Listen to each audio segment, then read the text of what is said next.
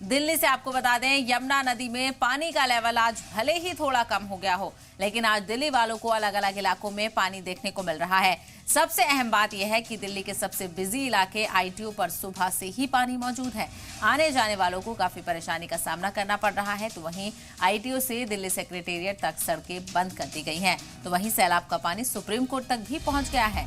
हालात बिगड़ते जा रहे हैं और इस वक्त दिल्ली में यमुना नदी का लेवल करीब 208.42 मीटर है। पानी कम हो रहा है फिलहाल बताया जा रहा है, लेकिन वाटर लेवल अभी भी खतरे के निशान से 3 मीटर ऊपर है।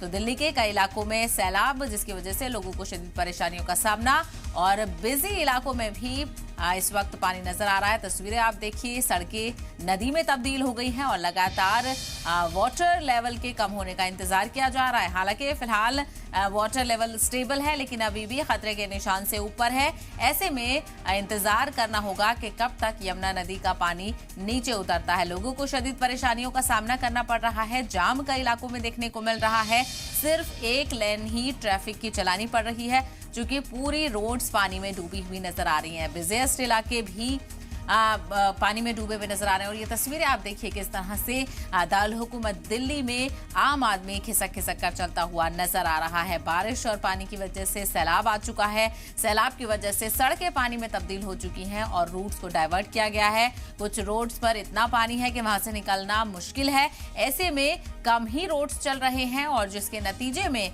भारी तादाद में लोग वहां से गुजर रहे हैं। सुबह का वक्त है, ऑफिस जाने का वक्त है, तो ऐसे में भीड़ आप देखिए, भीड़ से आप अंदाजा लगा सकते हैं कितना सुस्त ट्रैफिक चल रहा है। तो दूसरी तरफ पानी इतना है कि आने जाने वालों को पानी में चलकर ही, पानी में आधा डूबते हुए ही सड़कों को पार करना पड़ रहा है।